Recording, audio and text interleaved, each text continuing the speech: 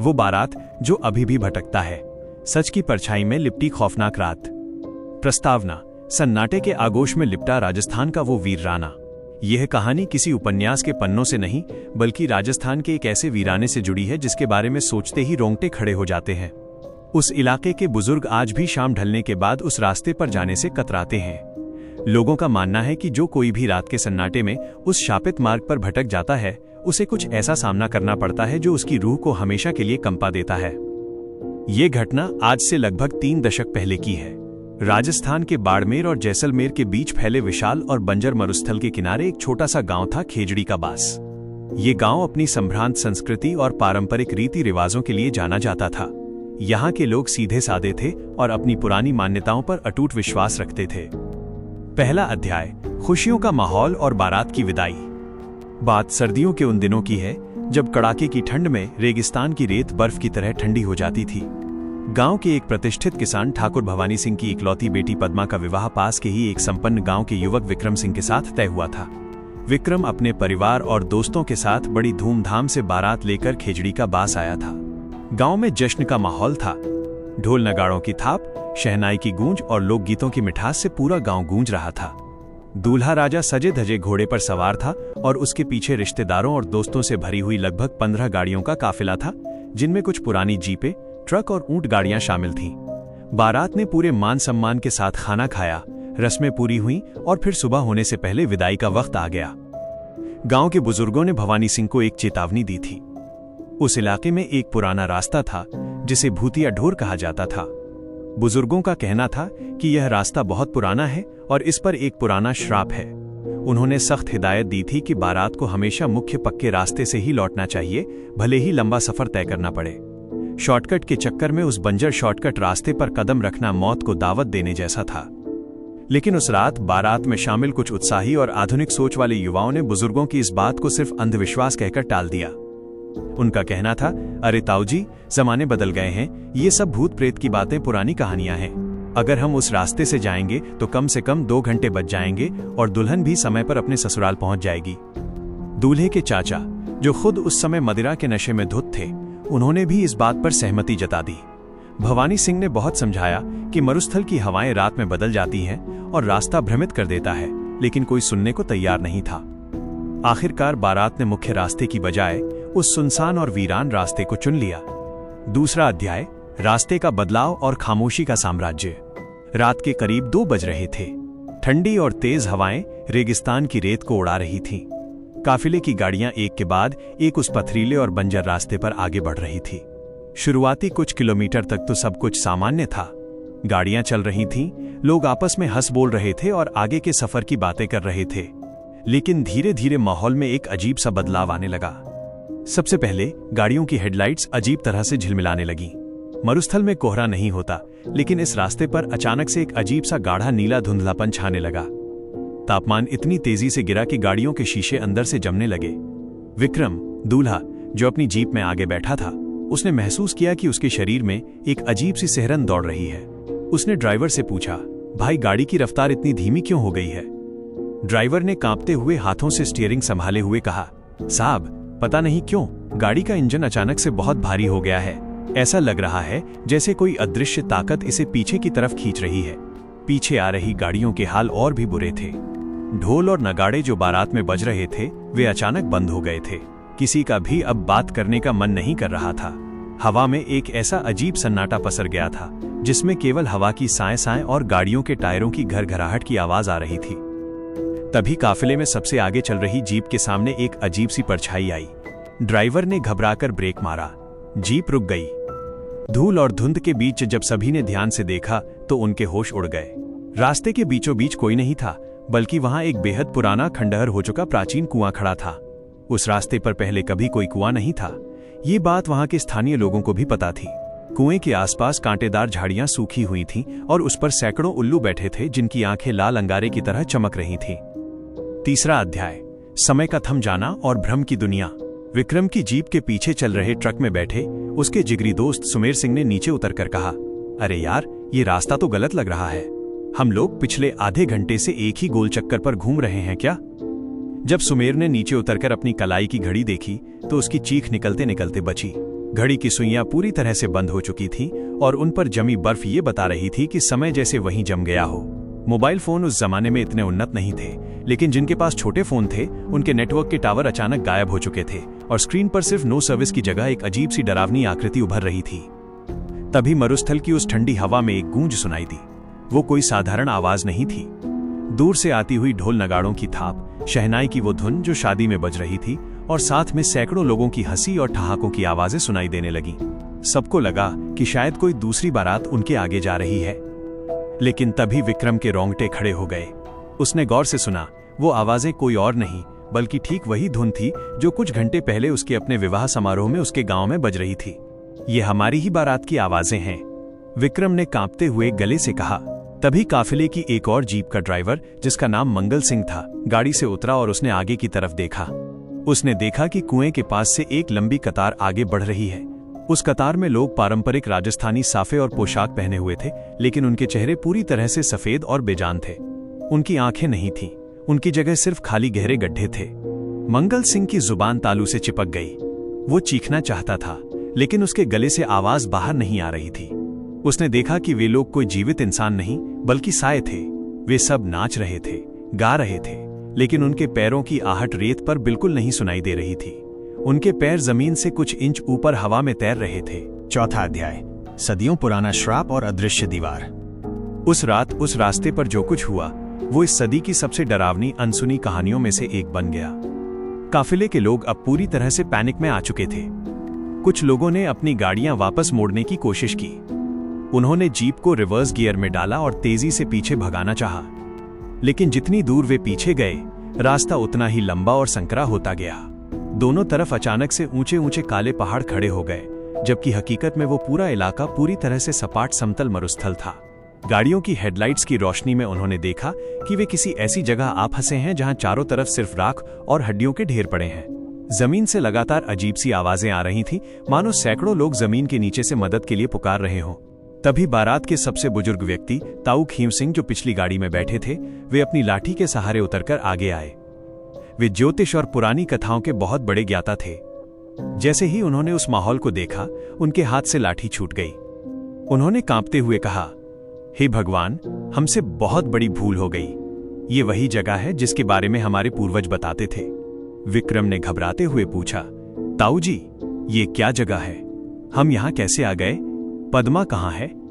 ताऊ खीम सिंह ने रोते हुए बताया, बेटा, आज से करीब 200 साल पहले इसी रेगिस्तान में एक राजा की बारात आई थी। उन्होंने एक तांत्रिक के शापित कुएं का अपमान किया था और इसी रास्ते पर बारात सहित सभी लोग गायब हो गए थे। तब से लेकर आज तक हर साल उसी तिथि और उसी पहर में वो बारात इस रास्ते पर भटकती है।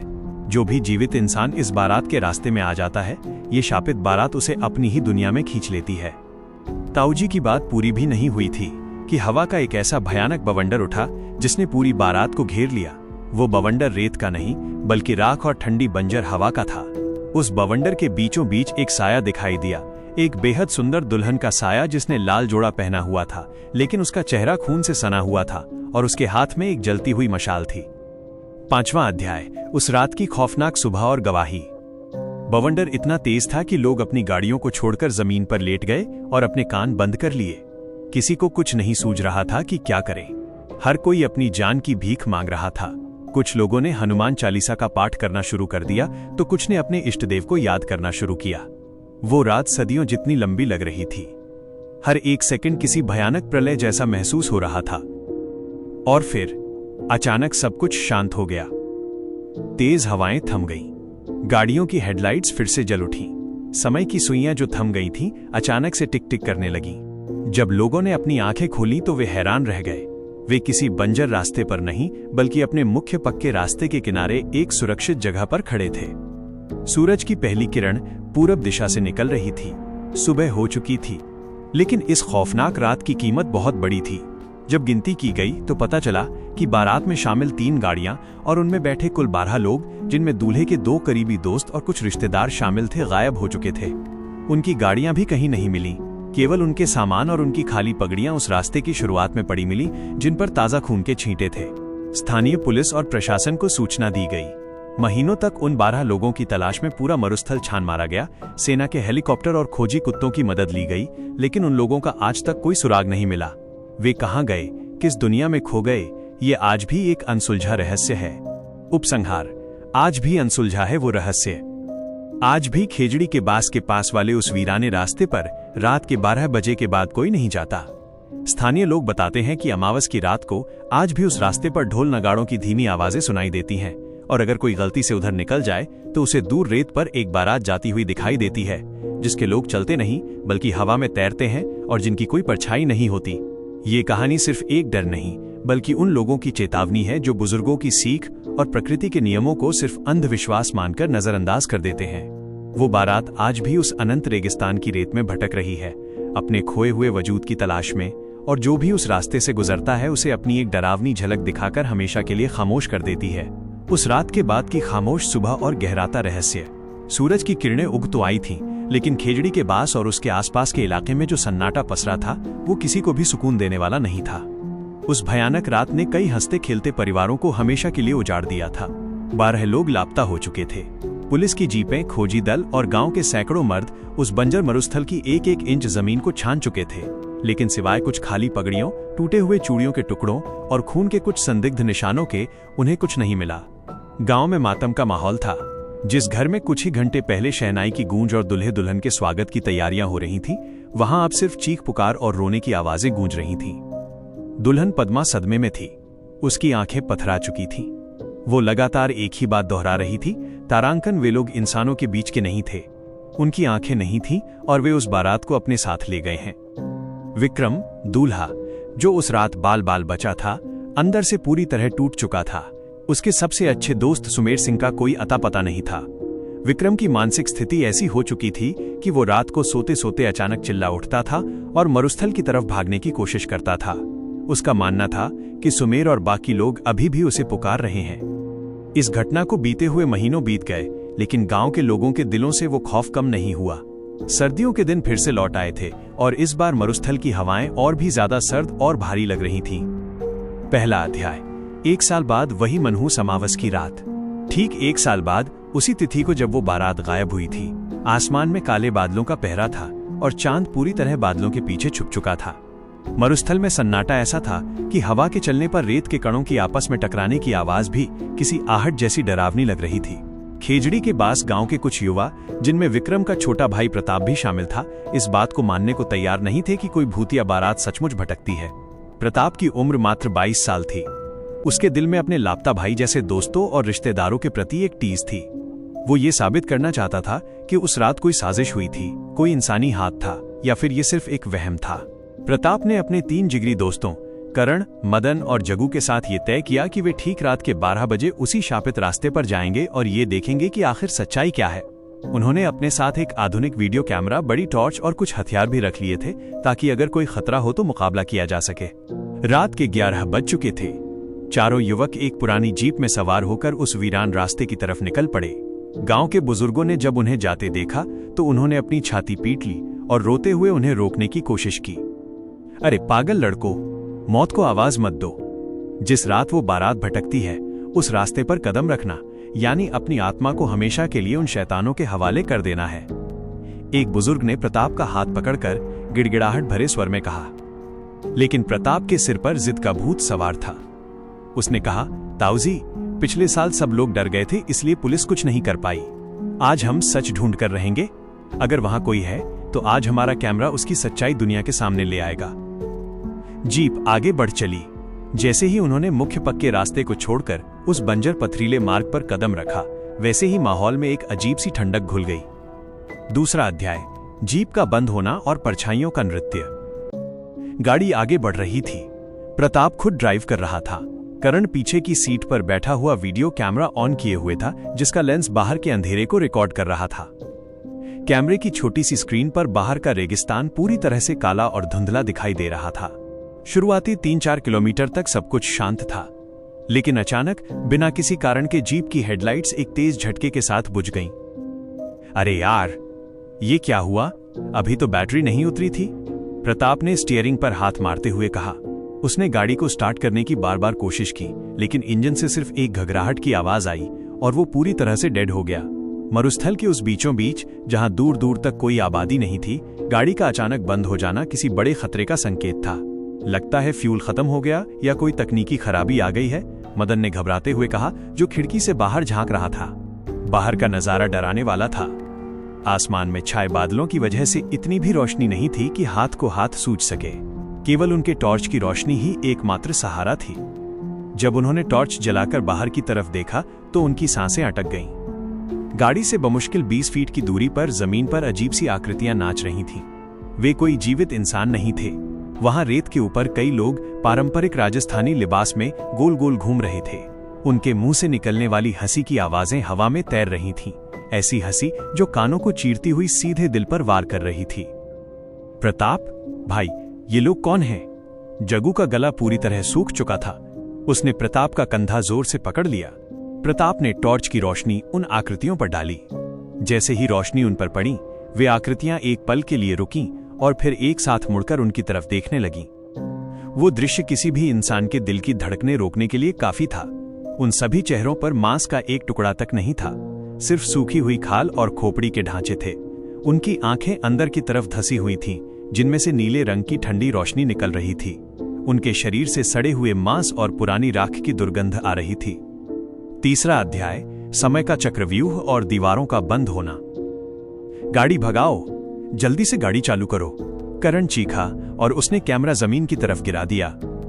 प्रताप ने पागलों की तरह सेल्फ स्टार्ट बटन दबाया।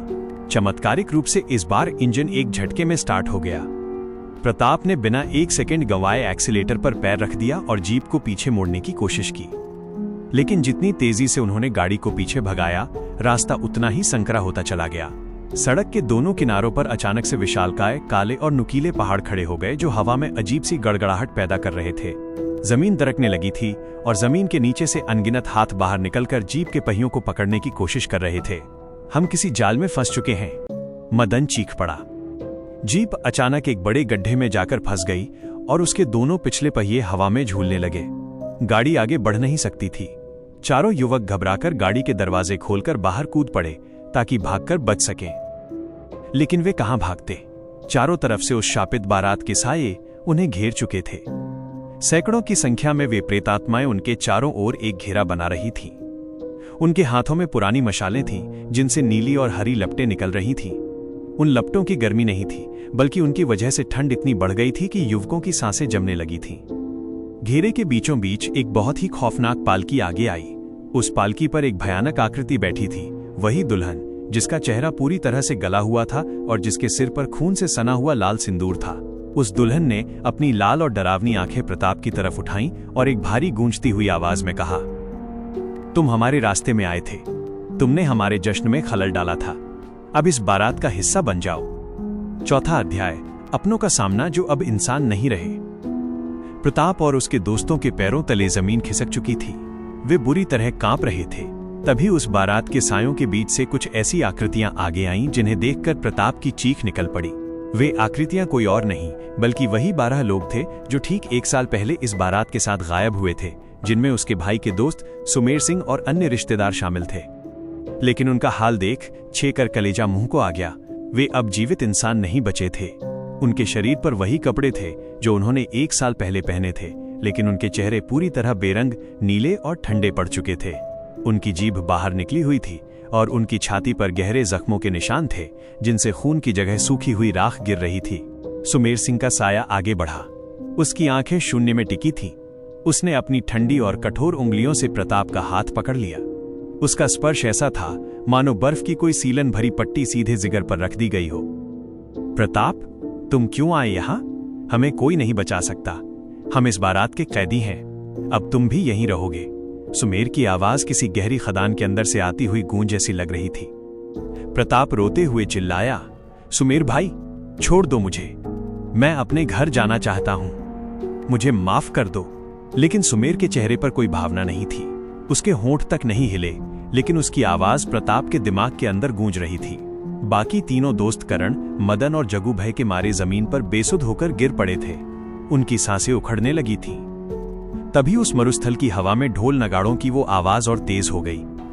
वो आवाज इतनी भयानक थी कि कानों के पर्दे फटने को हो रहे थे। सैकड़ों प्रेतात्माओं ने नाचते हुए उन चारों युवकों को अपनी तरफ खींचना शुरू कर दिया। वे जमीन पर घसीटे जा रहे थे और उनके शरीर की ताकत धीरे धीरे खत्म होती जा रही थी। 5वां अध्याय, उस काली रात का खौफनाक अंत और नई चेतावनी। उधर गांव में जब सुबह के 4 बज गए और प्रताप तथा उसके दोस्त वापस नहीं लौटे तो गांव के लोगों के कान खड़े हो गए। ठाकुर भवानी सिंह और कुछ साहसी ग्रामीण लाठी डंडों और मशालों से लैस होकर उस शापित रास्ते की तरफ निकल पड़े। उनके दिलों में खौफ था, लेकिन अपनों को बचाने की जिद भी थी। जब वे सूरज निकलने से ठीक पहले उस वीरान रास्ते पर पहुंचे तो वहां का नजारा देखकर उनकी रूह कांप उठी। रास्ते के बिल्कुल बीचों बीच प्रताप, करण, मदन और जगू बेहोश पड़े थे। उनके शरीर पूरी तरह से नीले पड़ चुके थे और उनके मुंह से सिर्फ झाग निकल रहा था। उनके बाल एक ही रात में सफेद हो चुके थे, मानो वे सदियों का सफर तय करके लौटे हों। उनके आसपास जमीन पर अजीब तरह के पदचिन्ह बने हुए थे, कुछ इंसानों के और कुछ ऐसे पैरों के जो जमीन पर टिकते ही नहीं थे। ग्रामीणों ने तुरंत उन्हें उठाया और गांव के वैद्य के पास ले आए। कई दिनों तक वे चारों युवक बिस्तर पर बेहोश रहे। जब उन्हें होश आया तो वे मानसिक रूप से पूरी तरह विक्षिप्त हो चुके थे। वे किसी से बात नहीं करते थे, बस रात होते ही खिड़की की तरफ देखकर चीखने लगते थे, तारांकन वे आ रहे हैं, बारात आ रही है, भागो। आज भी खेजड़ी के बास के उस रास्ते पर कोई नहीं जाता। वो मार्ग आज भी उस शापित बारात का गवाह बना हुआ है। मरुस्थल की रेत में आज भी उन लोगों की आहटें सुनाई देती हैं जो कभी बारात में शामिल हुए थे और फिर कभी वापस नहीं लौटे। वो कहानी सिर्फ एक हादसा नहीं, बल्कि प्रकृति और अदृश्य ताकतों की वो चेतावनी है जिसे चुनौती देना सीधे तौर पर मौत को गले लगाना है। विक्षिप्त दिमाग और गांव में फैलता गहरा सन्नाटा। खेजड़ी के बास गांव में अब एक अजीब सी और डरावनी खामोशियां छा चुकी थीं। प्रताप, करण, मदन और जगू, जो उस शापित रास्ते से जिंदा तो लौटा लिए गए थे, लेकिन उनकी रूह वहीं उस बंजर मरुस्थल के सायों के बीच ही छूट आई थी। वे अब इंसानों की तरह जीवन नहीं जी रहे थे। उनके कमरे की खिड़कियों को अंदर से बंद कर दिया गया था, क्योंकि रात के ठीक 12 बजते ही वे चारों एक साथ चिल्लाने लगते थे, तारांकन देखो, वे आ रहे हैं। लाल जोड़े वाली दुल्हन हमारे दरवाजे पर खड़ी है। गांव के बुजुर्गों ने पंचायत बुलाई। ठाकुर भवानी सिंह, जिनका सीना इस सदमे से और चौड़ा होने की बजाय अंदर से खोखला हो चुका था, उन्होंने हाथ जोड़कर गांव के ताऊ खींव सिंह से कहा, ताऊ जी कुछ तो कीजिए, हमारे बच्चे जिंदा लाश बन चुके हैं। क्या उस शापित बारात का कोई अंत नहीं है? क्या वे यूं ही हमारे घर परिवार के लोगों को एक एक करके लीलते रहेंगे? ताऊ खींव सिंह ने अपनी धुंधली और अंधी होती आंखों को आसमान की तरफ उठाया, मरुस्थल की सर्द हवाओं को महसूस किया और भारी गले से बोले, भैरव सिंह, तुमने और तुम्हारे बच्चों ने उस प्राचीन श्राप को चुनौती दी है। वो बारात कोई साधारण इंसानी बारात नहीं थी। वो सदियों पहले एक ऐसे अहंकारी राजा की बारात थी जिसने रेगिस्तान के सबसे बड़े तांत्रिक के इष्ट का अपमान किया था। उस तांत्रिक ने मरते वक्त श्राप दिया था कि ये बारात कभी अपनी मंजिल तक नहीं पहुंचेगी और न ही कभी नष्ट होगी। ये अनंत काल तक इस रेतीले समंदर में भटकती रहेगी और अपनी इस जिस्मानी भूख को मिटाने के लिए हर साल जीवित इंसानों को अपनी कतार में शामिल करेगी। गांव वाले खौफ से कांप उठे। किसी की भी हिम्मत नहीं हो रही थी कि वो उस रास्ते का नाम भी ले सके। लेकिन कहानी यहीं खत्म नहीं होती थी। असली डरावना मंजर तो अब शुरू होने वाला था, जब उस शापित बारात ने केवल कुछ युवकों को नहीं, बल्कि पूरे गांव को ही अपनी चपेट में लेने की ठान ली थी। पहला अध्याय, अमावस की रात और गांव की सीमाओं पर मंडराते साए। घटना के ठीक 2 हफ्ते बाद साल की सबसे काली और डरावनी अमावस की रात आ पहुंची। उस रात हवाएं थम सी गई थीं, लेकिन मरुस्थल की तरफ से एक अजीब सी भारी गंध आ रही थी। सड़े हुए फूलों की महक, पुरानी राख और जलती हुई चिताओं की दुर्गंध। गांव के कुत्ते जो आमतौर पर रात में भौंका करते थे, वे उस रात पूरी तरह चुप थे। उन्होंने अपनी पूंछ पैरों के बीच दबा ली थी और अपने घरों के कोनों में दुबक कर इस तरह रो रहे थे जैसे उन्होंने मौत को खुद अपने सामने देख लिया हो। रात के ठीक 11:55 हो रहे थे। प्रताप, जो अपने बिस्तर पर बेसुध पड़ा था, अचानक एक झटके के साथ सीधा उठ बैठा। उसकी आंखें पूरी तरह से लाल हो चुकी थीं और उसके मुंह से कोई इंसानी आवाज नहीं, बल्कि एक घरघराहट निकल रही थी। उसने अपने कमरे की लकड़ी की भारी खिड़की को जोर से धक्का दिया। खिड़की चटक कर टूट गई। प्रताप बिस्तर से कूदा और बिना चप्पलों के नंगे पांव सीधे गांव के मुख्य कच्चे रास्ते की तरफ दौड़ पड़ा। उसके पीछे पीछे मदन, करण और जगू भी उसी पागलों की हरकत में घर से बाहर निकल आए। उनके परिवार वाले चीखते रह गए, लेकिन उनके पैरों में जैसे किसी ने मोटर बांध दी हो, वे सीधे उसी शापित वीरान रास्ते की तरफ भागे जा रहे थे। गांव के कुछ मर्दों ने जब ये देखा तो उन्होंने हिम्मत जुटाई और लाठियां तथा मशालें लेकर उनके पीछे दौड़े। पकड़ो उन्हें, वे उस रास्ते की तरफ जा रहे हैं, एक ग्रामीण चीखा। लेकिन जब वे दौड़ते हुए गांव की आखिरी सीमा पर पहुंचे तो उनके कदम खुद ब खुद वहीं जम गए। दूसरा अध्याय, जब गांव की सरहद बन गई श्मशान। गांव की सीमा पर पहुंचने पर उन्होंने जो देखा उसने उनकी चीखें उनके गले में ही घोंट दी।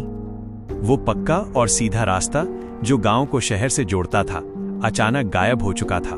उसकी जगह दूर दूर तक केवल काला धधकता हुआ रेगिस्तान और बड़े बड़े कांटेदार बबूल के पेड़ खड़े थे। उन पेड़ों पर एक भी पत्ता नहीं था, बल्कि उनकी शाखाओं पर इंसानी खोपड़ियां लटकी हुई थीं, जिन पर उल्लू और चमगादड़ बैठे थे। हवा में चारों तरफ ढोल नगाड़ों की वही डरावनी थाप गूंज रही थी, ढुम ढुम ढुम। तारांकन शहनाई की वो कर्कश और सुरीली मिलीजुली धुन कानों के पर्दे फाड़ रही थी। प्रताप और उसके तीनों साथी दौड़ते दौड़ते उस बंजर रास्ते के बीचों बीच जा पहुंचे। वहां पहुंचते ही वे चारों हवा में कुछ इंच ऊपर उठ गए। उनके शरीर पूरी तरह से नीले पड़ चुके थे और उनके मुंह से नीली रोशनी निकल रही थी। तभी मरुस्थल की उस धुंध के बीच से एक भयंकर काफिला प्रकट हुआ। वो कोई आम काफिला नहीं था। आगे आगे पुराने जमाने की सजी हुई ऊंट गाड़ियां चल रही थीं, जिन पर बैठे लोग कंकाल के रूप में थे। उनके ऊपर फटे पुराने राजस्थानी लिबास लिपटे हुए थे। उनके पीछे घोड़ों पर सवार कुछ सैनिक थे, जिनके हाथों में लंबी तलवारें थीं, जिन पर सूखा हुआ खून जमा हुआ था। और उस काफिले के ठीक बीचों बीच चल रही थी वो भयानक पालकी, जिस पर सवार थी वो लाल जोड़े वाली दुल्हन। तीसरा अध्याय, दुल्हन का दीदार और रूह कंपा देने वाला संवाद। पालकी जैसे ही रुकी, उसके चारों तरफ का तापमान शून्य से भी नीचे चला गया। ग्रामीणों ने मशालें जला रखी थी, लेकिन उन मशालों की आग नीली हो चुकी थी और उनसे कोई रोशनी नहीं मिल रही थी, सिर्फ घना काला धुआं निकल रहा था।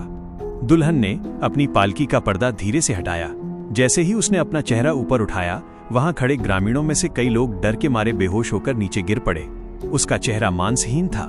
आंखों की जगह सिर्फ 2 गहरे गड्ढे थे, जिनमें से खून की धारा बह रही थी। उसके होंठ फटे हुए थे और उसके गले में मोतियों की माला की जगह इंसानी हड्डियों के छोटे छोटे टुकड़े पिरोए हुए थे। उस दुल्हन ने अपनी सूखी और लंबी उंगली उठाई और सीधे ठाकुर भवानी सिंह की तरफ इशारा किया, जो आगे खड़े होकर अपने बेटे प्रताप को बचाने की भीख मांग रहे थे। एक गूंजती हुई, खौफनाक और गड़गड़ाहट भरी आवाज मरुस्थल के चप्पे चप्पे में गूंज उठी। हे खेजड़ी के बास के ठाकुर, तुमने हमारे रास्ते में रुकावट डालने की कोशिश की थी। तुम्हारे बेटों ने हमारे जश्न का अपमान किया था। आज ये पूरा गांव इस बारात का हिस्सा बनेगा। कोई नहीं बचेगा। वानी सिंह का कलेजा कांप उठा। उन्होंने रोते हुए कहा, हे देवी, या जो भी शक्ति तुम हो, मेरे बच्चों को छोड़ दो। मेरी इकलौती बेटी पद्मा को छोड़ दो। हमारी जो भी गलती हुई है उसकी सजा मुझे अकेले दे दो। दुल्हन जोर से हंसी, एक ऐसी हंसी जो किसी कांच के टूटने जैसी तीखी और कलेजा चीर देने वाली थी। सजा का वक्त अब निकल चुका है भवानी सिंह। अब केवल न्याय होगा, खून के बदले खून और बारात के बदले पूरी बस्ती। चौथा अध्याय, अदृश्य दीवार और गांव पर मंडराता महाविनाश। दुल्हन के इतना कहते ही मरुस्थल की रेत में एक भयंकर हलचल शुरू हो गई। जमीन बीच में से फट गई और उसमें से गर्म लावा जैसी राख बाहर आने लगी। आकाश में छाए काले बादलों से बिजली कड़कने लगी, लेकिन वह बिजली नीले रंग की थी। काफिले में शामिल वे 12 लोग जो पिछले साल गायब हुए थे, वे सब आगे आए। उनके हाथों में जलती हुई मशालें थीं। उन्होंने प्रताप, मदन, करण और जगू को अपने घेरे में ले लिया और उन्हें अपने साथ हवा में ही खींचते हुए उस अनंत रेगिस्तान की गहराई में ले जाने लगे। प्रताप ने आखिरी बार अपने पिता की तरफ देखा। उसकी आंखों में आंसू नहीं, बल्कि ठंड और मौत की चमक थी। उसने धीमी आवाज में कहा, तारांकन पिताजी, अब हम कभी वापस नहीं लौटेंगे। ये हमारी नई दुनिया है। और इसके साथ ही वे चारों लड़के उस धुंध में हमेशा के लिए ओझल हो गए। ग्रामीणों ने जब अपने बच्चों को खोते देखा तो वे पागलों की तरह आगे बढ़ने लगे। लेकिन जैसे ही उन्होंने उस शापित सीमा को पार करना चाहा, हवा की एक ऐसी अदृश्य दीवार ने उन्हें रोक दिया। उस दीवार से टकराते ही उनके हाथ सुन्न हो गए और वे पीछे छिटक कर गिर पड़े। चारों तरफ से प्रेतात्माओं की फौज ने उन्हें घेर लिया था। वे नाच रहे थे, गा रहे थे और उनकी हंसी पूरे आसमान में गूंज रही थी। वो रात खत्म होने का नाम ही नहीं ले रही थी। ऐसा लग रहा था कि घड़ी की सुइयां हमेशा के लिए 12 पर ही आकर टिक गई हैं। 5वां अध्याय, सुबह का सूरज और एक खौफनाक सच्चाई। लंबी और प्रलय जैसी उस रात के बीतने के बाद जब आखिरकार पूरब दिशा में सूरज की रोशनी फैली तो मरुस्थल का वो पूरा इलाका पूरी तरह शांत हो चुका था। वे 12 लोग और प्रताप तथा उसके साथी, वे सभी हमेशा के लिए गायब हो चुके थे। उनके शरीर का एक छोटा सा टुकड़ा भी कहीं नहीं मिला। केवल उनकी खाली पगड़ियां और जमीन पर पड़े कुछ खून के निशान उस भयानक रात की गवाही दे रहे थे। ठाकुर भवानी सिंह और बाकी ग्रामीण जब अर्धमूर्छित हालत में अपने घरों को लौटे तो उन्होंने अपने घरों के दरवाजों पर वही खूनी निशान पाए जो उस बारात की दुल्हन के हाथों पर थे। आज भी जब कभी सर्दियों की रात में बाड़मेर और जैसलमेर के उस सुनसान रास्ते पर तेज ठंडी हवाएं चलती हैं तो बूढ़े लोग अपने बच्चों को घरों के अंदर बंद कर लेते हैं और खिड़कियों के पर्दे गिरा देते हैं। उनका मानना है कि वो बारात अभी भी मरी नहीं है, वो आज भी उस अंतहीन मरुस्थल की रेत पर भटकती है, अपनी उस अधूरी बारात की दावत को पूरा करने के लिए। और जो भी बदकिस्मत मुसाफिर रात के सन्नाटे में उस रास्ते से गुजरता है वो उस बारात का हमेशा हमेशा के लिए हिस्सा बन जाता है। खून से रंगे दरवाजे और गांव में पसरा हुआ मौत का सन्नाटा। खेजड़ी के बास गांव पर जो रात गुजरी थी उसने इंसानी रूह को अंदर तक झकझोर कर रख दिया था। सूरज की पहली किरण ने जब धरती को छुआ तो वो किसी उम्मीद की किरण नहीं बल्कि एक ठंडी, बेजान और खौफनाक सुबह थी। ठाकुर भवानी सिंह अपने घर की देहरी पर बेसुध हालत में बैठे थे। उनकी आंखें पथरा चुकी थीं और उनके हाथ कांप रहे थे। प्रताप, मदन, करण और जगू के गायब होने और उनके घरों से आने वाली सिसकियों ने पूरे गांव को एक श्मशान में बदल दिया था। गांव के हर दरवाजे पर बिना किसी इंसान के हाथ के खून के गहरे निशान बने हुए थे, वही निशान जो उस शापित बारात की दुल्हन के हाथों पर चमक रहे थे। यह इस बात का स्पष्ट संदेश था कि वह बारात सिर्फ उस रास्ते तक सीमित नहीं रही है बल्कि अब उसने अपनी सीमाएं बढ़ाकर सीधे इस जीवित बस्ती पर अपना साया डाल दिया है। गांव के बुजुर्ग, विशेषकर ताऊ खीव सिंह, इस भयानक सच्चाई को अच्छी तरह समझ चुके थे। उन्होंने गांव वालों को चेतावनी दी थी कि अब इस गांव का बचना असंभव है, क्योंकि जिस पर वो बारात अपनी नजर डाल देती है वो बस्ती धीरे धीरे इस दुनिया से मिट जाती है। पहला अध्याय, मंदिर का वीरान होना और देवता की खामोशी। गांव के बीचों बीच स्थित प्राचीन हनुमान मंदिर, जो सदियों से इस पूरे इलाके की रक्षा करता आया था, उस सुबह एक अजीब और डरावनी स्थिति में था। मंदिर के कपाट अपने आप बंद हो चुके थे और उनके आसपास की हवा इतनी भारी हो चुकी थी कि कोई वहां सांस भी नहीं ले पा रहा था। मंदिर के पुजारी पंडित दीनदयाल, जो रोज सुबह ब्रह्म मुहूर्त में घंटियां बजाकर भगवान की आरती किया करते थे, उस सुबह जब मंदिर के मुख्य द्वार पर पहुंचे तो उनके हाथ से पूजा की थाली छूट गई। मंदिर के अंदर स्थापित भगवान की मूर्ति के चरणों में ताजे खून की धारा बह रही थी और मूर्ति के ठीक सामने हवा में एक अजीब सी नीली रोशनी घूम रही थी। पंडित दीनदयाल ने कांपते हुए हाथों से हनुमान चालीसा का पाठ शुरू किया, लेकिन जैसे ही उन्होंने पहला श्लोक पढ़ा, मंदिर के भीतर से एक ऐसी भयानक और गूंजती हुई हंसी आई जो किसी इंसान की नहीं हो सकती थी। तेरा ये भगवान इस मरुस्थल के श्राप के आगे लाचार है पंडित, वो आवाज मंदिर की दीवारों से टकराकर वापस लौटी। पंडित दीनदयाल भय के मारे बेहोश होकर जमीन पर गिर पड़े। जब कुछ ग्रामीणों ने आकर उन्हें उठाया तो उनकी जुबान पूरी तरह से तालू से चिपक चुकी थी। वे कुछ बोल नहीं पा रहे थे, बस उनकी उंगलियां लगातार मरुस्थल की उस बंजर दिशा की तरफ इशारा कर रही थीं, जहां से वो शापित बारात आती थी।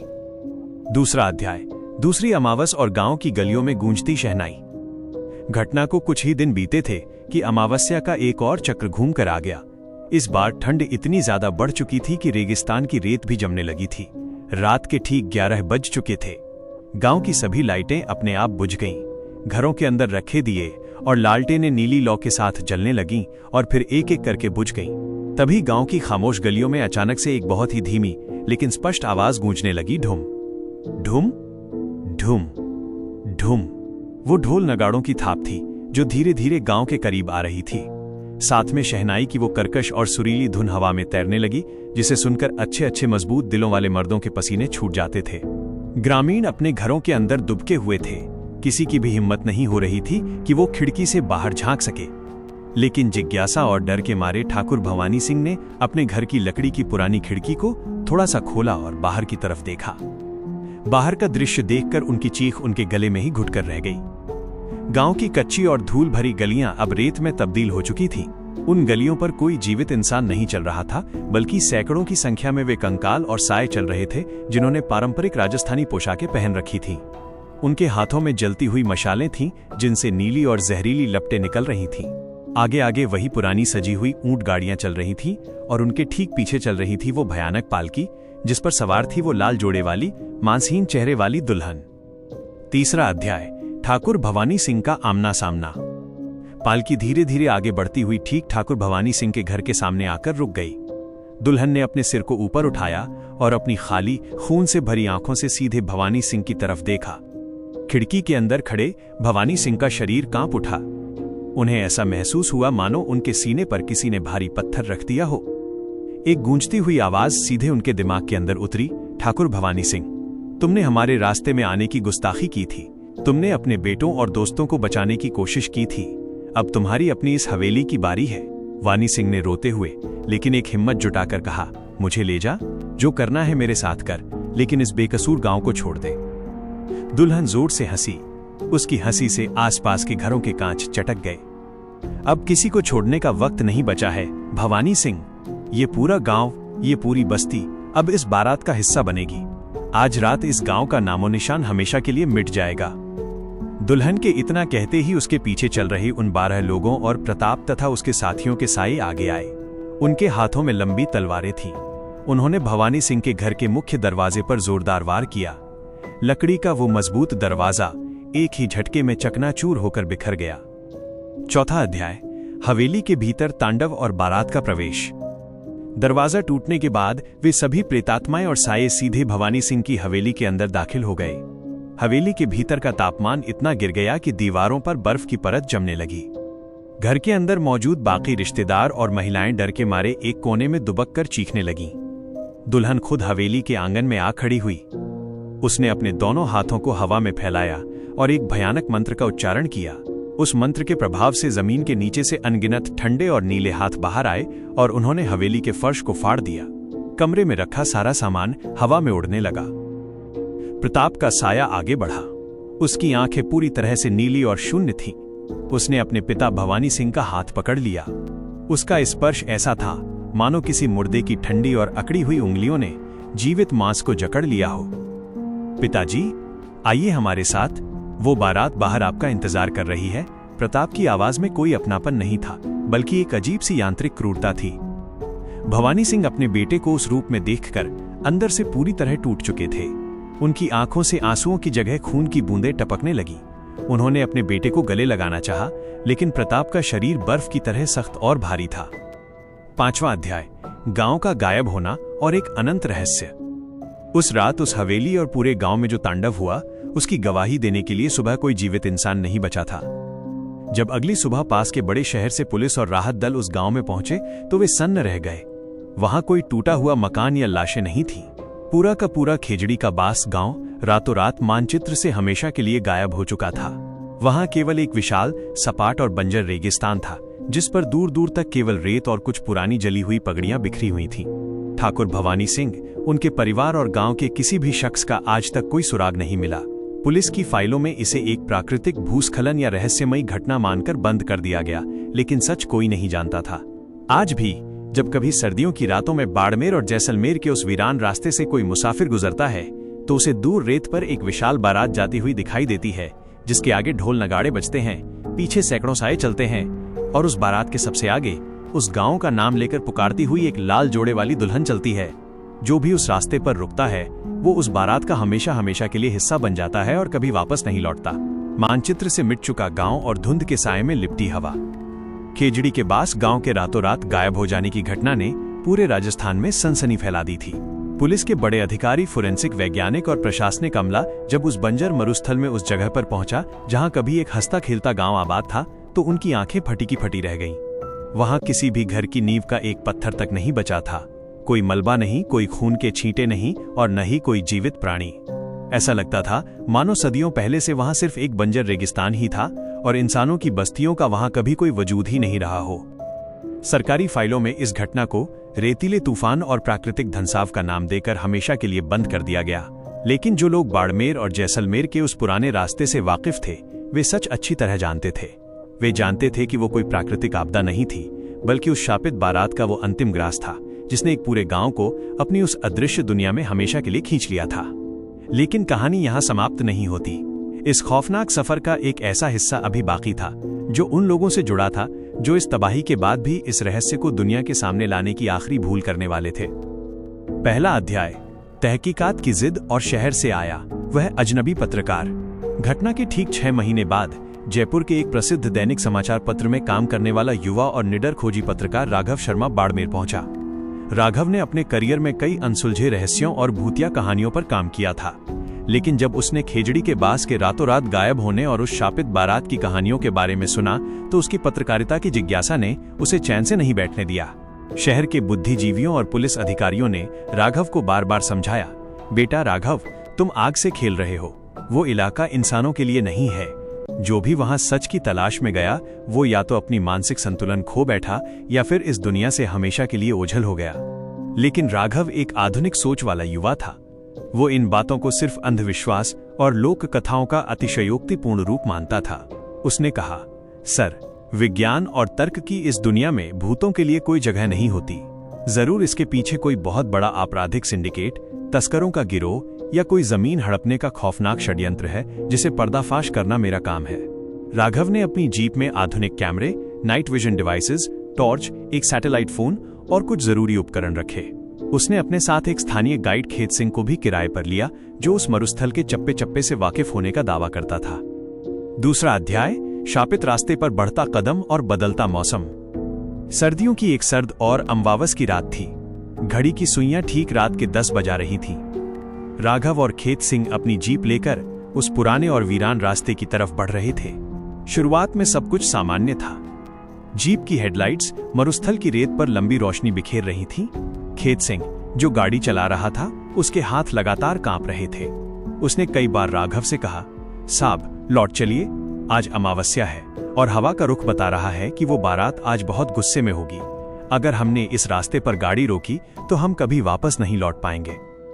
राघव ने हंसते हुए कहा, खेत सिंह भाई डरो मत, भूत प्रेत कुछ नहीं होते, ये सब डर का व्यापार है। लेकिन जैसे जैसे वे दोनों उस शापित सीमा के करीब पहुंचे, माहौल में एक नाटकीय और डरावना बदलाव आने लगा। अचानक से जीप के सारे इलेक्ट्रॉनिक उपकरण एक साथ बंद हो गए। डिजिटल घड़ियों की स्क्रीन पर नंबर झिलमिलाकर बुझ गए।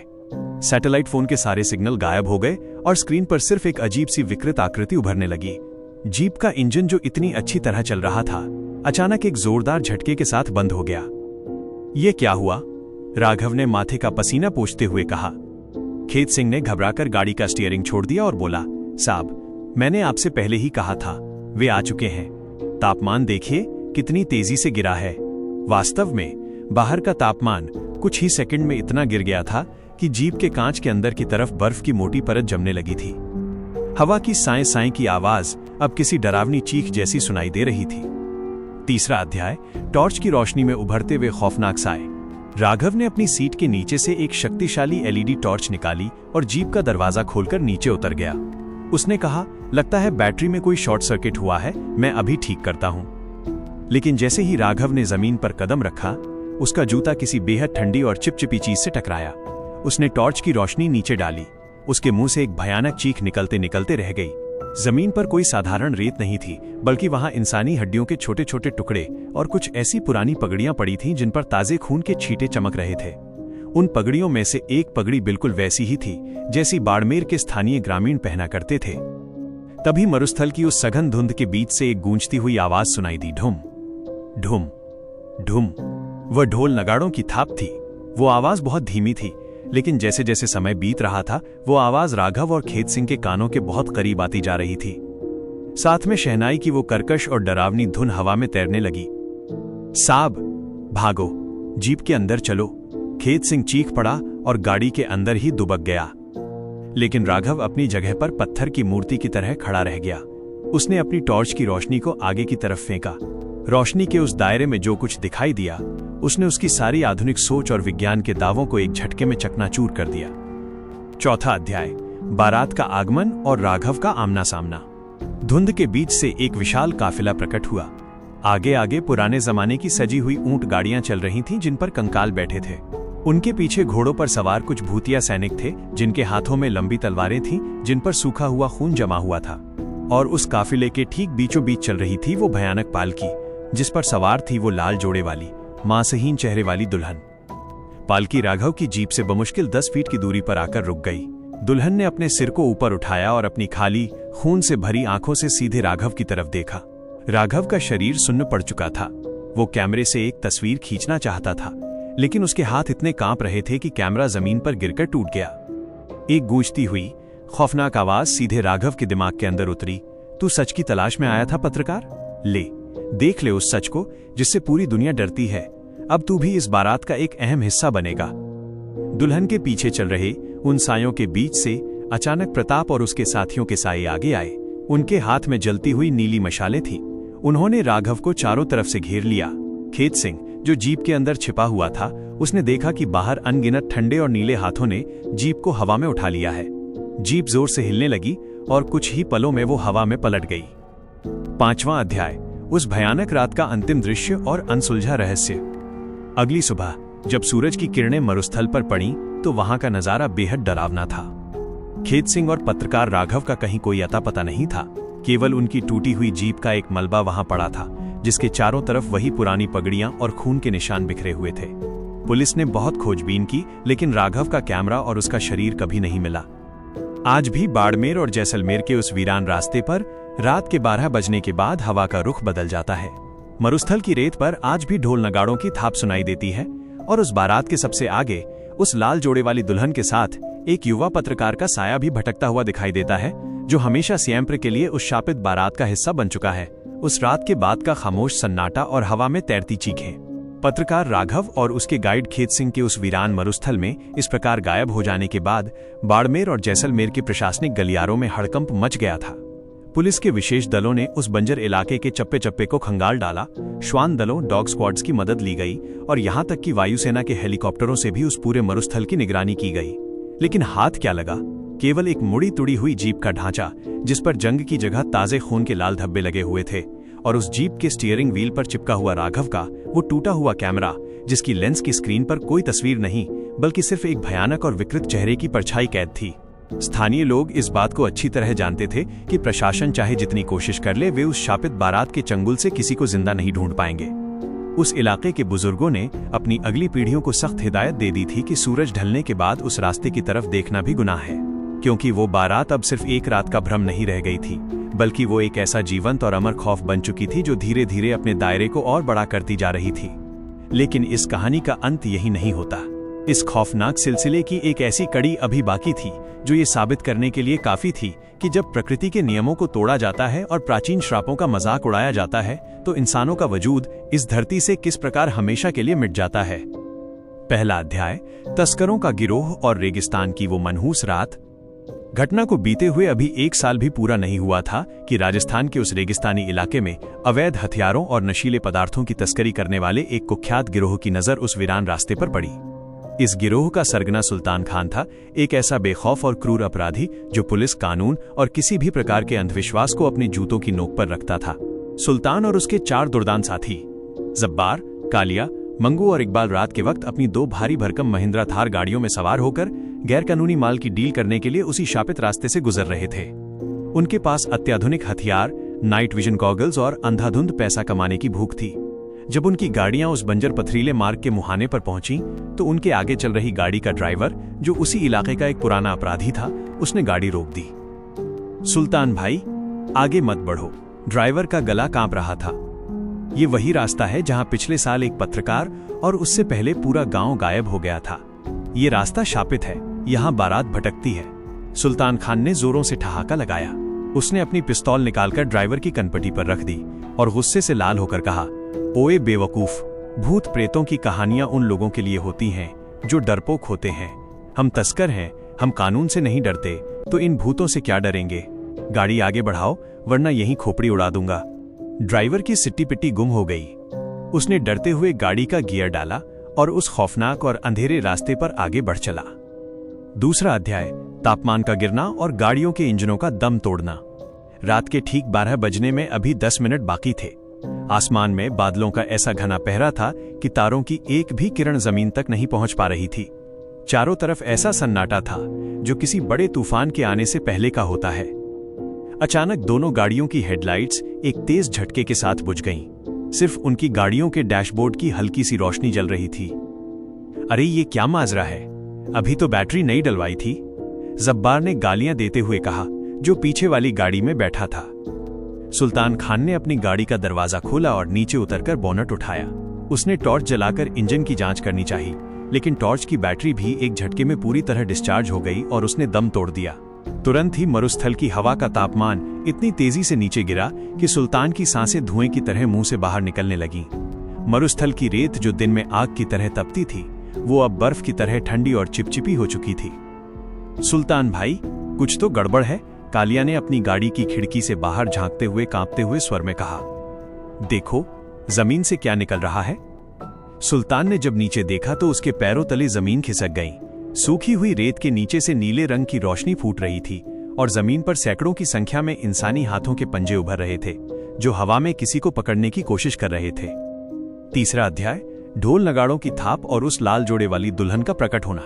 तभी मरुस्थल के उस सघन अंधेरे और कोहरे के बीच से एक बहुत ही धीमी लेकिन गूंजती हुई आवाज सुनाई दी, ढुम ढुम ढुम ढुम। वह ढोल नगाड़ों की थाप थी। वो आवाज जैसे जैसे पास आ रही थी, जमीन थरथर कांपने लगी थी।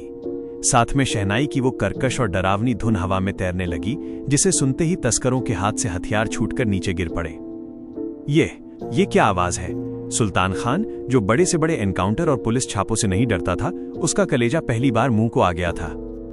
तभी धुंध चीरती हुई आगे बढ़ी वो भयानक पालकी। उस पालकी के आगे आगे पुराने जमाने की सजी हुई ऊंट गाड़ियां चल रही थीं, जिन पर बैठे कंकाल अपनी खोपड़ियां हिला रहे थे। उनके पीछे घोड़ों पर सवार वे भूतिया सैनिक थे, जिनकी तलवारों से टपकता हुआ खून जमीन पर गिरते ही नीली आग बन रहा था। और उस काफिले के ठीक बीचों बीच चल रही थी वो भयानक पालकी, जिस पर सवार थी वो लाल जोड़े वाली मांसहीन चेहरे वाली दुल्हन। पालकी सुल्तान की गाड़ियों के ठीक सामने आकर रुक गई।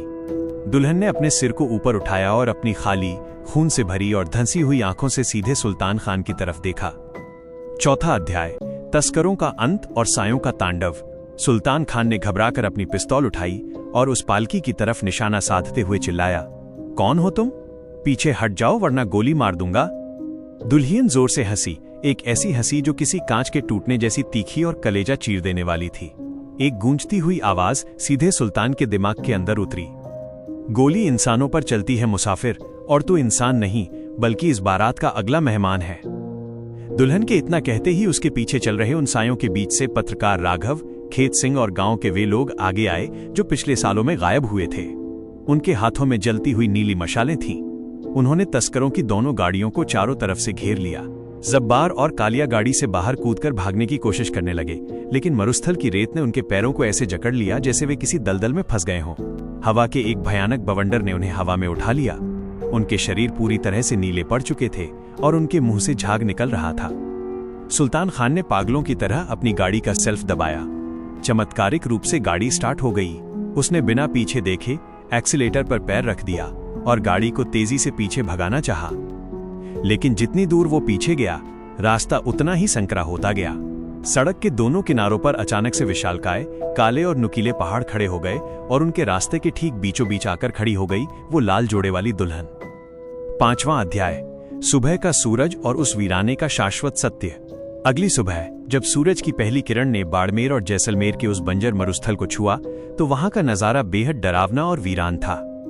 सुल्तान खान और उसके गिरोह की दोनों गाड़ियां वहां लावारिस हालत में खड़ी थीं। गाड़ियों के दरवाजे खुले हुए थे, लेकिन उनके भीतर कोई नहीं था। ड्राइवर की सीट पर सुल्तान खान की वो पिस्तौल पड़ी थी जिस पर बर्फ की परत जमी हुई थी और उसके आसपास केवल कुछ खाली पगड़ियां और खून के ताजा छींटे बिखरे हुए थे। पुलिस ने अपनी जांच में इस मामले को भी आपसी रंजिश और रहस्यमयी गायब होने की घटना कहकर फाइल बंद कर दी। लेकिन वे कभी ये नहीं जान पाए कि उस रात रेगिस्तान की रेत ने क्या देखा था। आज भी जब कभी सर्दियों की अमावस की रात में उस रास्ते से कोई मुसाफिर गुजरता है तो उसे दूर रेत पर एक विशाल बारात जाती हुई दिखाई देती है, जिसके आगे ढोल नगाड़े बजते हैं, पीछे सैकड़ों साए चलते हैं और उस बारात के सबसे आगे उस लाल जोड़े वाली दुल्हन के साथ सुल्तान खान और राघव जैसे कई भटके हुए लोगों की आत्माएं भी नाचती हुई दिखाई देती हैं। वो बारात आज भी भटक रही है और अपनी इस अनंत यात्रा में हर उस इंसान को खींच लेती है जो उसकी इस दुनिया में दखल देने की हिमाकत करता है।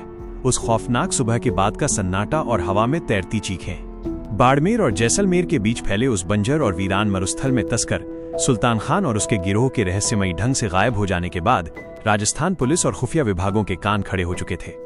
लगातार एक के बाद एक कई लोगों के इस तरह हवा में ओझल हो जाने की घटनाओं ने पूरे इलाके में एक अजीब सा खौफ पैदा कर दिया था। सरकार ने उस रास्ते के दोनों छोरों पर बड़े बड़े लोहे के बैरिकेड्स लगा दिए और चेतावनी के बोर्ड लगवा दिए, तारांकन सावधान। ये रास्ता रात के समय खतरनाक और प्रतिबंधित है, इसके आगे जाना वर्जित है। लेकिन क्या लोहे की दीवारें और पुलिस के पहरे उस अदृश्य और प्राचीन श्राप को रोक सकते थे? प्रकृति और सदियों पुराने अभिशापों के आगे इंसानी कानून और कंक्रीट की दीवारें महज एक तमाशा बनकर रह जाती हैं।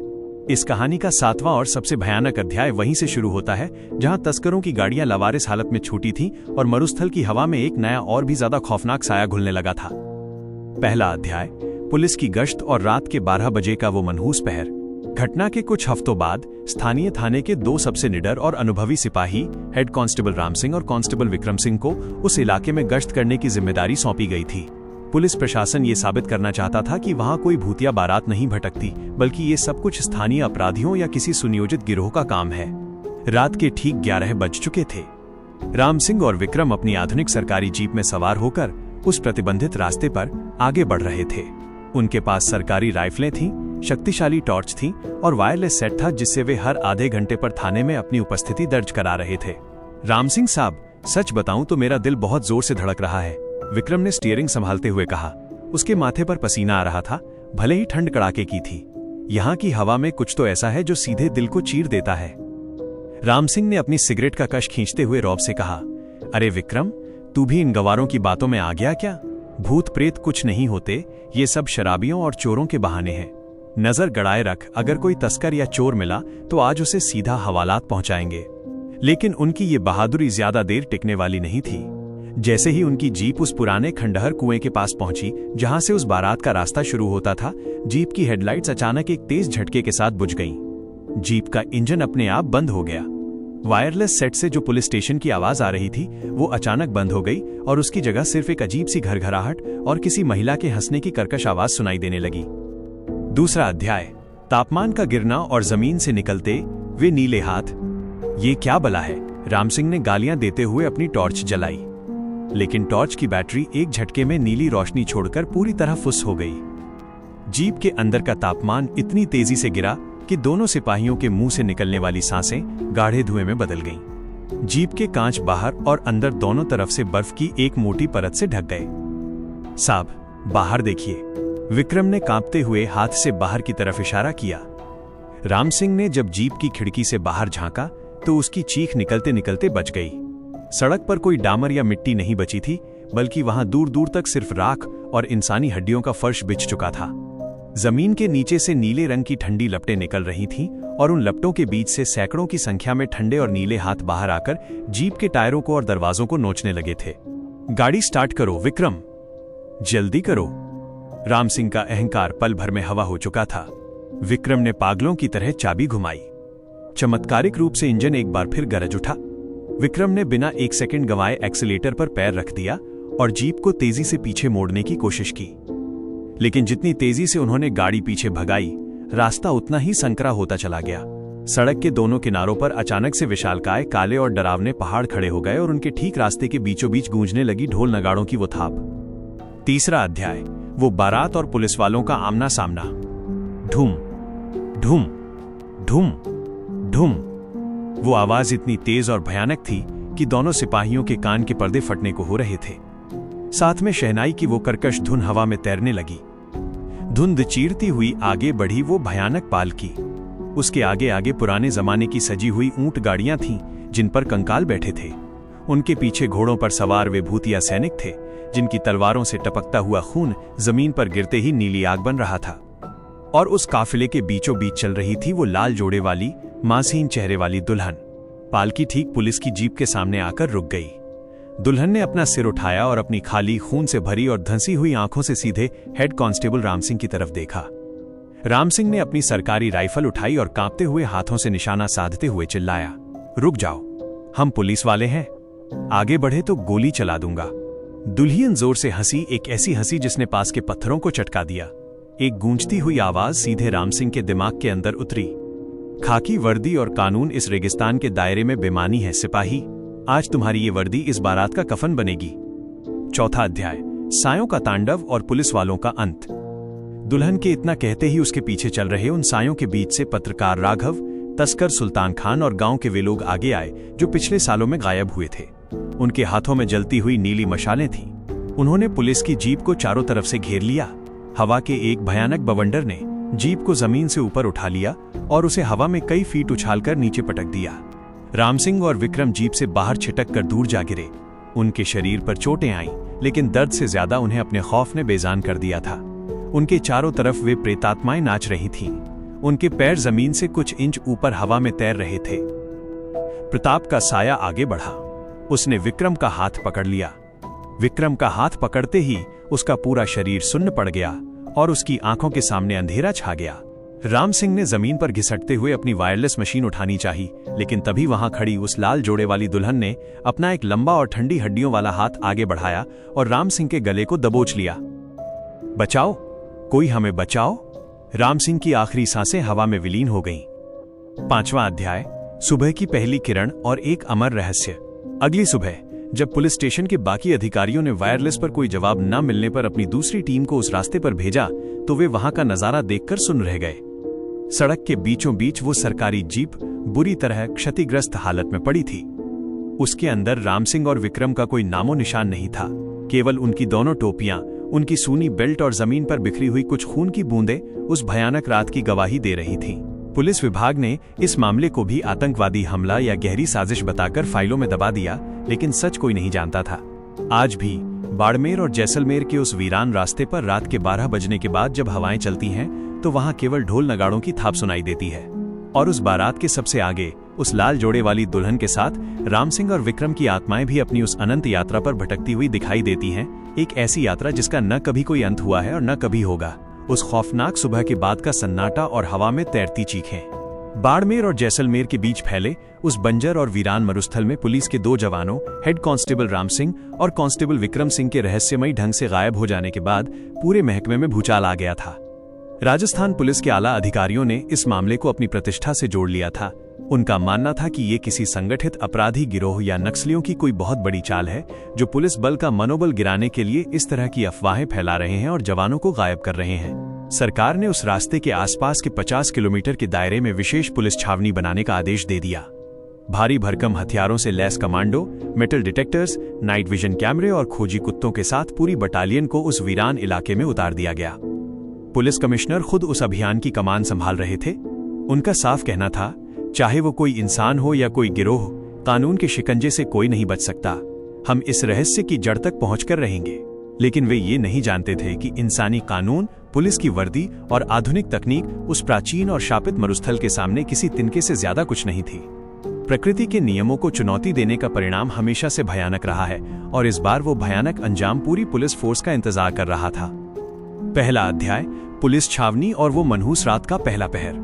घटना के ठीक 1 हफ्ते बाद सर्दियों की एक ऐसी रात आई जिसमें आसमान पर बादलों का नामो निशान नहीं था, लेकिन हवा इतनी भारी और सर्द थी कि सांस लेना भी दूभर हो रहा था। पुलिस कमिश्नर तेज प्रताप सिंह ने अपनी विशेष टीम के साथ उस पुराने खंडहर कुएं के पास अपना मुख्य कैंप स्थापित किया था। दर्जनों बड़ी बड़ी लाइटें जलाई गई थीं, जनरेटर की गड़गड़ाहट से पूरा मरुस्थल गूंज रहा था और चारों तरफ पुलिस के जवान हाथों में असॉल्ट राइफलें लेकर कड़ा पहरा दे रहे थे। रात के ठीक 11 बज चुके थे। कैंप के बीचों बीच बैठे कमिश्नर तेज प्रताप सिंह नक्शे का मुआयना कर रहे थे। उनके साथ उनके सबसे भरोसेमंद इंस्पेक्टर अमरनाथ भी मौजूद थे। सर, पिछले 2 घंटे से हमारे ड्रोन कैमरे उस पूरे रास्ते की स्कैनिंग कर रहे हैं, अमरनाथ ने लैपटॉप की स्क्रीन दिखाते हुए कहा। स्क्रीन पर सब कुछ सामान्य है, न कोई इंसान है, न कोई संदिग्ध गतिविधि। मुझे लगता है कि पिछली घटनाएं सिर्फ भ्रम या किसी गहरी साजिश का नतीजा थीं। कमिश्नर तेज प्रताप सिंह ने अपनी मूंछों को ताव देते हुए कहा, अमरनाथ, मैं इन भूतों और कहानियों पर कभी भरोसा नहीं करता। अपराधी चाहे कितनी भी चालाकी कर ले, सबूत पीछे छोड़ ही जाता है। बस 12 बजने का इंतजार करो। अगर कोई वहां से गुजरा तो हमारे कमांडो उसे जिंदा दबोच लेंगे। लेकिन उन्हें क्या पता था कि वे जिस 12 बजने का इंतजार कर रहे थे, वो उनके जीवन की सबसे आखिरी रात साबित होने वाली थी। दूसरा अध्याय, जनरेटर का बैठना और कैंप की लाइटों का एक साथ बुझना। रात के ठीक 12 बजने में जब मात्र 1 मिनट बाकी था, तभी अचानक एक अजीब घटना घटी। कैंप में चल रहा वो भारी भरकम डीजल जनरेटर बिना किसी आवाज के एक झटके में बंद हो गया। उसके साथ ही चारों तरफ लगाई गई वे बड़ी बड़ी और तेज रोशनी वाली सर्च लाइटें एक साथ बुझ गईं। पल भर में पूरे इलाके में ऐसा घना अंधेरा छा गया जिसे छूकर महसूस किया जा सकता था। ये क्या हुआ? जनरेटर को अचानक क्या हो गया? अमरनाथ ने अपनी टॉर्च जलाते हुए चिल्लाया, लेकिन टॉर्च का बटन दबाते ही उसका बल्ब एक नीली सी चमक के साथ फुस हो गया। कैंप में मौजूद सभी पुलिसकर्मियों की टॉर्च, उनके वायरलेस सेट और उनके मोबाइल फोन एक साथ डेड हो चुके थे। स्क्रीन पर कोई सिग्नल नहीं था, सिर्फ एक अजीब सी विकृत आकृति टिमटिमा रही थी। तुरंत ही मरुस्थल की हवा का तापमान इतनी तेजी से नीचे गिरा कि वहां खड़े कमांडो के दांत आपस में किटकिटाने लगे। उनके मुंह से निकलने वाली सांसें गाढ़े सफेद धुएं में बदल गईं। मरुस्थल की रेत जो कुछ पल पहले तक सामान्य थी, वो अब बर्फ से भी ज्यादा ठंडी और चिपचिपी हो चुकी थी। सर, कुछ तो गलत है, एक कमांडो ने अपनी राइफल का ग्रिप कसते हुए कहा। उसके हाथ बुरी तरह कांप रहे थे। यह सामान्य ठंड नहीं है। तीसरा अध्याय, ढोल नगाड़ों की थाप और जमीन से निकलते हुए नीले हाथ। तभी मरुस्थल के उस सघन अंधेरे और रहस्यमयी कोहरे के बीच से एक बहुत ही धीमी लेकिन गूंजती हुई आवाज सुनाई दी। ढुम ढुम ढुम ढुम। वह ढोल नगाड़ों की थाप थी। वो आवाज जैसे जैसे पास आ रही थी, जमीन थरथर कांपने लगी थी। साथ में शहनाई की वो कर्कश और डरावनी धुन हवा में तैरने लगी, जिसे सुनते ही पुलिस के बड़े बड़े कमांडो के कलेजे बैठ गए। सब लोग अपनी पोजीशन ले लो, सतर्क रहो।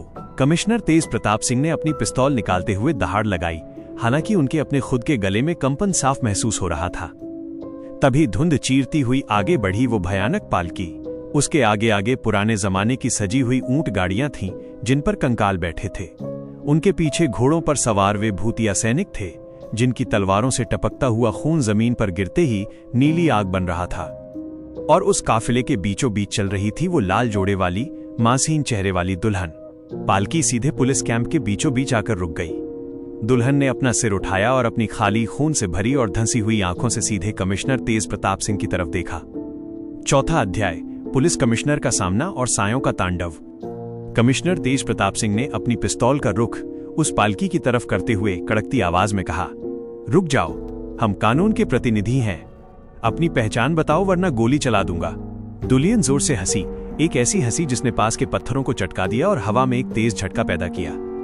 एक गूंजती हुई आवाज सीधे कमिश्नर के दिमाग के अंदर उतरी, कानून और वर्दी इस मरुस्थल की सीमा के बाहर बेमानी है कमिश्नर। आज तुम्हारी ये फोर्स इस बारात का स्वागत करेगी।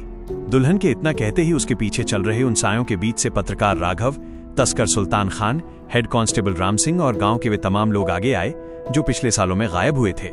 उनके हाथों में जलती हुई नीली मशालें थीं। उन्होंने पुलिस के सभी जवानों को चारों तरफ से घेर लिया। हवा के एक भयानक बवंडर ने कैंप के तंबू उखाड़ दिए और सभी पुलिसकर्मियों को जमीन से ऊपर हवा में उठा लिया। इंस्पेक्टर अमरनाथ चीखते हुए जमीन पर गिर पड़े। उनके चारों तरफ वे प्रेतात्माएं नाच रही थीं। उनके पैर जमीन से कुछ इंच ऊपर हवा में तैर रहे थे। प्रताप का साया आगे बढ़ा और उसने अमरनाथ का हाथ पकड़ लिया। अमरनाथ का हाथ पकड़ते ही उनका पूरा शरीर सुन्न पड़ गया और उनकी आंखें हमेशा के लिए बंद हो गई। कमिश्नर तेज प्रताप सिंह ने अपनी पिस्तौल से फायर करना चाहा, लेकिन उनकी उंगलियां ठंड के मारे सुन्न पड़ चुकी थीं। तभी वहां खड़ी उस लाल जोड़े वाली दुल्हन ने अपना एक लंबा और ठंडी हड्डियों वाला हाथ आगे बढ़ाया और कमिश्नर के गले को दबोच लिया। बचाओ, ये क्या बला है?